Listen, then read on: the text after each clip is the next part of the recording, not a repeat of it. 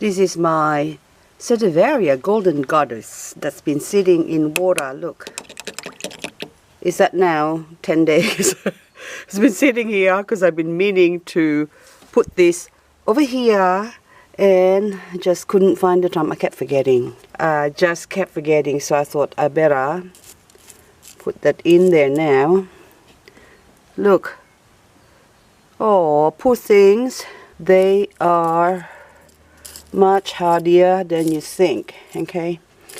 I'll put more on the center. How many have you got? 1, 2, 3. And I'm just worried about those leaves. Some can still be propagated. Hang on. Tip the water out. Okay. Because I'm gonna get that one, 3, 4, 5, 6, 7, 8. The rest, that's all no good. Now this one, provided I put it somewhere in the dry, can still grow. So now this one, I got 1, 2, 3, 4. Yep, one there and one there. Put the big one in there. And, oh, 2 more. Yep, I got a spot there. More, oh, another leaves, and that's it. That's all you got to do with that one. We might add a couple more plants, and look at the babies growing. Look at that. This is Sedum Mogenanum, or actually burrito's tail. Burro and burrito. This is the burrito. I love my burrito. Yes, I do. I love my burrito. Yes, I do. Okay, now this one. Okay, how about let's go clean up.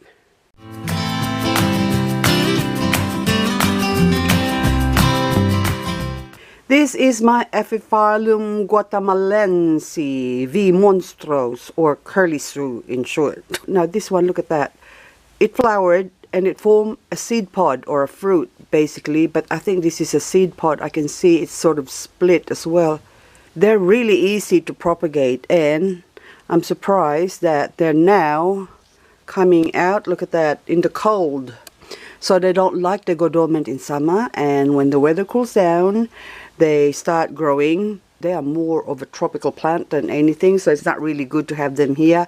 And I've been struggling to grow them here in Canberra because we do get frosts. And this one, I left it here last year, and I'm in 2 minds whether I should bring it inside or leave it here again. I think I bring it inside this time because this poor thing is just suffering.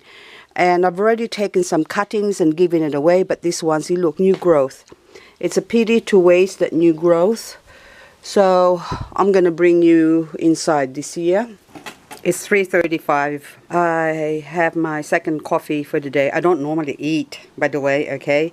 Although by 3 o'clock I'm already hungry. So I have a couple of brioche. In the Philippines we call it monai.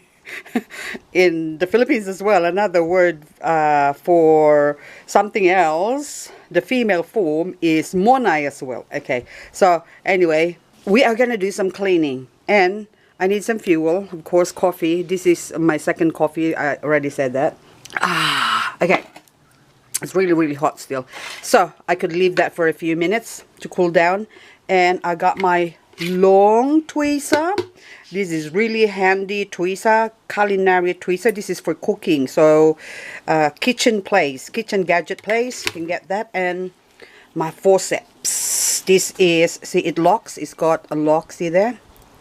So for hard to remove succulents like your agavoides, you can't use the tweezer. Although this is a really good tweezer, still it slips. So let's just go find a really difficult succulent. This one is quite easy, okay? You can just use this tweezer to pull that there or not, and that's why you need the forceps. Okay, the forceps goes in, locks, okay? So it just locks, and then with one finger I can just tug it and it comes off nicely. Now, if I do that with the tweezer, look what happens. This one here, look, I'm gonna be doing that, and it's really difficult. So if you can get hold of a forceps, get hold of one on eBay. They're selling them quite cheap. Doesn't really matter if you get the stainless steel one or the ones that's used by the doctors, like these ones, and they'll just do the job. See how easy it is to remove all the dry leaves. And you have to remove the dry leaves, because if you don't, the nasties are gonna live in it. Hang on, that one is still not dry, but so I'm just gonna shake. See, it breaks off, but I already started on it, so I might as well continue. Also, I like using, hang on, see, that's still not dry, so we can leave it. So I like using gloves as well, because the gloves can, the rubber can sort of grab hold of it as well, so much easier to use. See, that one is not dry yet, so the forceps can, see, you can go on the side like that and pull it, and beautiful.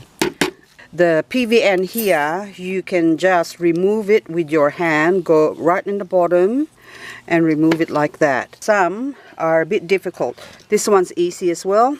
See, you can just use your rubber gloves or your gloves to remove a lot of this. There you go, dry, still wet, so you can see some water pooling. If you worry about the water sitting on your succulent, I don't, by the way, I just leave them. As I said to a friend of mine, you don't see anyone out in nature running around with a little puffer, puffing them out. So anyway, I don't worry. This one, look, see, that's sort of root rot, but just leaf rot. So normally, see, that's dry as well. So we have to remove that, and then we can just use the tweezer for that one, because that's quite soft. Also, the forceps is good for weeds. See, those little weeds like that is only small, see? But it's good to remove roots and all. Now let's go look for a bigger weed. Hang on, that one. I don't go anywhere without my forceps. It's like an ad for a forceps in it. But anyway, it is very handy to clean up. See, as you can see, it's just makes life much easier. Aha, we have a perfect candidate here. Now, this candidate here is growing weeds over there. If you use a tweezer to pull it out, it's not gonna come out. If you use your hand, you're gonna wreck those pretty succulents, the sovereign sands that's growing down there. So we need to do minimal damage, so I use my forceps. The forceps, I just grab, see this weed here. You will still lose a couple of leaves from the plant, but it's very minimal. So you can just tug it. Oops, now I broke it. Now we have to search for the roots, don't we? Where'd you go? Where'd you go? Come here, come back. There you go, I found you. Come back, there you go. So now I got it. I'm just gonna tug. Oh, I broke it off again. Oh, there you go. So about, okay. So, come on, please cooperate. There you go, I got some roots of it. There you go. Got it! Okay, excellent. So that's the trick. So now in here, you can see those little ones there. You can also use a tweezer if you like, but this one, I can just grab it and shake, and pull, and it breaks off. But I can see the roots, the other half of it. So there you go, I got it. Now these ones, we pull it off, and because we don't want any weeds growing on our babies. Even this one here, look. Now this one too, on my titubans. There you go. And my little Romeo Reuben there is gonna die. Okay, what are you? This one, oh, that's pretty. Oh, Giselle. Okay, Giselle, you can stay there, Giselle. I should really reverse the labels. This is Home Alone. And what are you? You are Crystal Rose. There you go. And there's a weed in here. So they're still babies. And that one is Pebbles, I think. Yes, Pebbles. So the babies, and those are, ooh, Santa Louis. We get rid of all the weeds. There you go. With the agavoides, which is the problematic one. So this is my Miranda. This is the one I've actually chopped off. So if you follow my vlogs or my videos, this is one of the propagated chopped off head chop that I've done last year. And again, with the tweezer, it's just so much easier. Life is much easier with a tweezer. Is this a tweezer? Forceps. Forceps. Oh.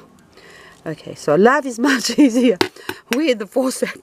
Now this one, see, look, down in the bottom, bit hard to remove. Oh, yes, I have a very special, oh look, do you have mealybag? No, no more.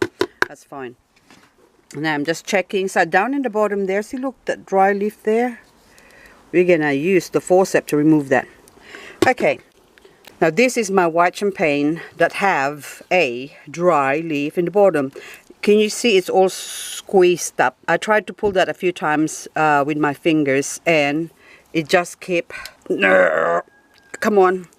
I'm just afraid it's gonna break. It's really, really hard. Anyway, so with the forceps, I'm just gonna do a death roll, okay? And beautiful, see? Easy, nice and clean. And there's another one, so I'll do the same. Because if you try certain plants or succulents, if you try and pull it, they will just break off. And you need to do a death roll. There you go. Excellent. So now I'm happy with that. Nice and clean now. Now, are you, pink champagne, are you good? Yeah, you've got another one dry up too. So after the rain, normally you should really let it dry up. But mine is already dry because they have all the right tools. So you got the granite sort of keeping them dry, and then that blue moon is got some water in it. Water is sitting there, pulling there. I'm not even gonna worry about that. Just leave it. Well, I leave it. You can puff it out if you like. Oh, my variegated one. I'm supposed to plant that one. It's already rooting. So I am pulling and pulling slowly so that all these dry leaves will come out. Because if you don't pull it properly, oopsie, they will not come out in there and it's going to rot the plant. Okay, now this one now. Wow, beautiful. I'm gonna put my forceps at rest. We take the tweezer. The tweezer is good for loose plants like this, like my topsy-turvy.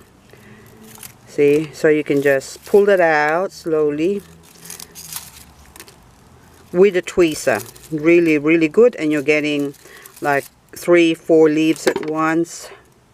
You can do that with the forceps too, but it's not necessary. And plus, you need something long to pull them out. Okay, last one. Ooh, now if it pulls off with the plant, this one really needs to be propagated. Now that one can just stick it in there. You can grow there. Now this Gasteria here is very dry. Look at that. I could leave it and can just use a scissor to cut it, but I'm gonna use my, oops. Oh, it came off easily. So, have you got more? There you go. So, am I gonna touch this? No, I'm not gonna touch my aloe polyphila. I'm gonna leave that. Oh, we got a Romeo customer here. So, pull.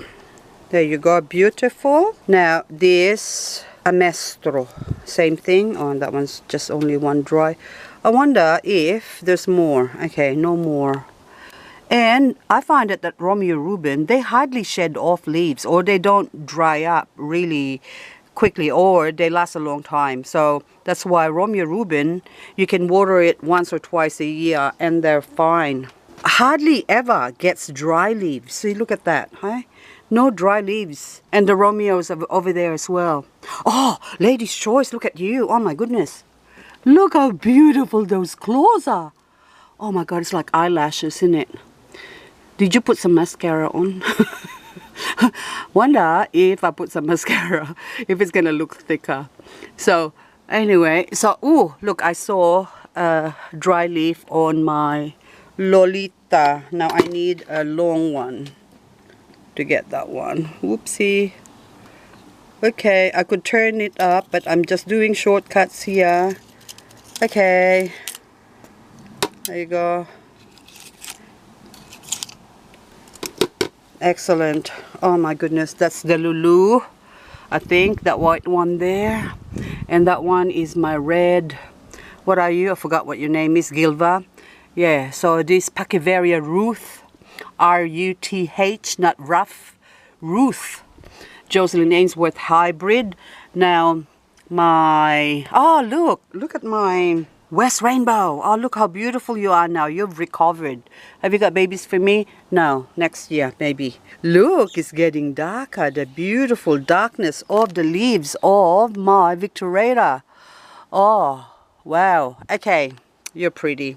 Now this hybrid, Martin's hybrid, do you need cleaning up? Oh, that one really needs cleaning up. This is my Manwadis.